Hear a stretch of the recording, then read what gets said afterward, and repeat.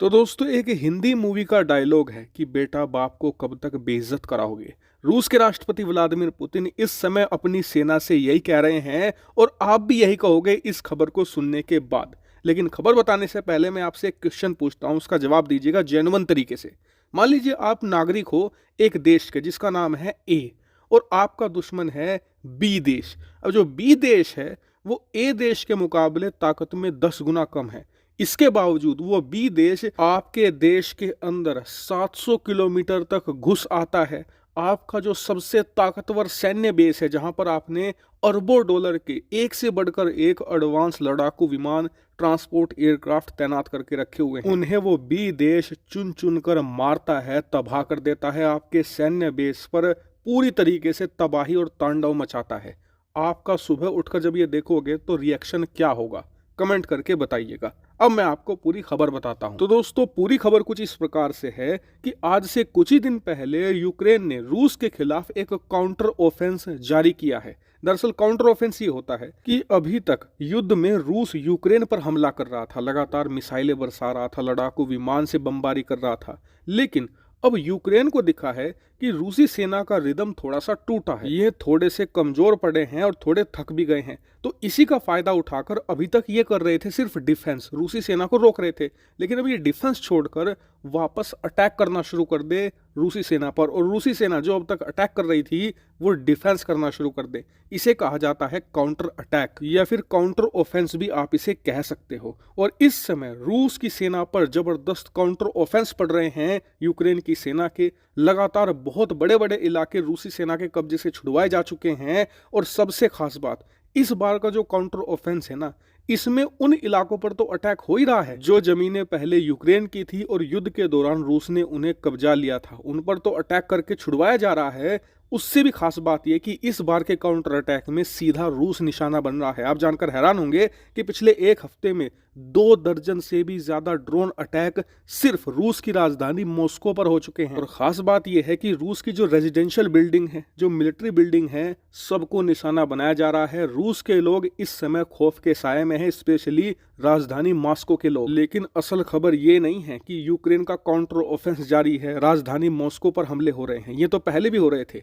असल खबर ये है कि अब से 48 घंटे पहले जो यूक्रेन ने किया है ना, उसे देखकर रूस तो शौक में है ही, पूरी दुनिया माथा पकड़े बैठी है कि रूस के एयर डिफेंस सिस्टम को हुआ क्या है। जो वर्ल्ड में इतना बेस्ट माना जाता था, उसने घटियापन की हदें कैसे पार कर दी हैं। ये बात मैं नहीं कह रहा हूं, आप खबर सुन लीजिए, आप खुद कहोगे।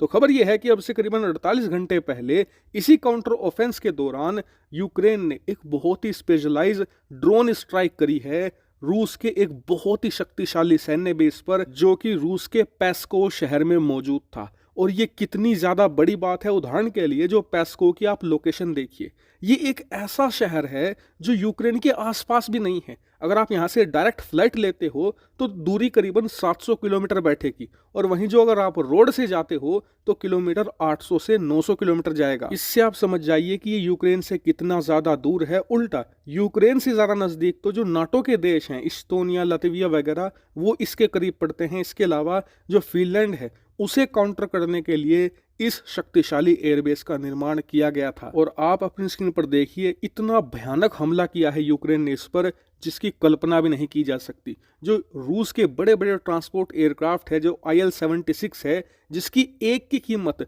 4 लड़ाकू विमानों के बराबर होती है, वो धू धू कर जल रहे हैं। और बताया जा रहा है कि आधा दर्जन से ज्यादा सिर्फ ट्रांसपोर्ट एयरक्राफ्ट तबाह हुए हैं। इसके अलावा जो बाकी के मिलिट्री इंफ्रास्ट्रक्चर है उसे भारी नुकसान हुआ है। अन्य जो हथियार तैनात थे उन्हें भी तबाह कर दिया गया है। और सबसे हैरान करने वाली बात तो तब सामने आई जब इसकी सैटेलाइट इमेज सामने आई। दरअसल आप अपनी स्क्रीन पर देखिए, सैटेलाइट इमेज से साफ पता चलता है कि जो अटैक किया गया है ना, वो इतना ज्यादा परफेक्ट था, इतना ज्यादा प्रिसाइज था कि जो वहां पर IL-76 एयरक्राफ्ट तैनात थे ना, उनके बिल्कुल बीचों बीच अटैक किया गया है, ताकि जो विंग्स पर इंजन तैनात रहते हैं वो भी डिस्ट्रॉय हो जाए, यानी कि इन्हें दोबारा से रिपेयर करने या ठीक करने का कोई स्कोप बचे ही नहीं। और हैरानी की बात तो ये है कि ये हमला किसी बड़ी शक्तिशाली मिसाइल से नहीं किया गया, ना ही किसी बड़े स्पेशल लड़ाकू विमान से अंजाम दिया गया है। ये हमला किया गया है बहुत ही छोटे छोटे ड्रोन की मदद से, जो हद से ज्यादा चीप होते हैं, सस्ते होते हैं, उन्हीं की मदद से यूक्रेन ने ये अटैक अंजाम दिया है। यानी कि मात्र कुछ लाख के ड्रोन ने अरबों डॉलर के लड़ाकू विमानों को तबाह कर दिया। और इस प्रोसेस के दौरान जो अरबों डॉलर के defence system S-400, S-500, S-300 तैनात थे, इन सबको भी बड़ी आसानी से डॉज किया, चकमा दिया। और उसके बाद जो पेस्को एयरबेस पर लगे हुए बड़े रडार थे, डिफेंस सिस्टम थे, जो सबसे ज्यादा मॉडर्न और एडवांस माने जाते हैं, उन्हें भी धता बताते हुए बिल्कुल प्रिसाइज अटैक किया एयरक्राफ्ट पर। इतना ही नहीं, बताया जा रहा है कि हमला इतना ज्यादा शक्तिशाली था कि अब 48 घंटों बाद भी पेस्को एयरबेस धू धू कर जल रहा है। वहीं रूस पर नजर रखने वाले डिफेंस एक्सपर्ट बता रहे हैं कि इस हमले के सदमे से निकलने में रूसी सेना को सालों का वक्त लगेगा, क्योंकि जो ट्रांसपोर्ट एयरक्राफ्ट वहां पर तैनात किए गए थे ना, वो बहुत ही ज्यादा महंगे थे। और ऐसा होता भी है, जो अमूमन लड़ाकू विमान की कीमत होती है उससे 4 से लेकर 5 गुना ज्यादा महंगा होता है एक ट्रांसपोर्ट एयरक्राफ्ट।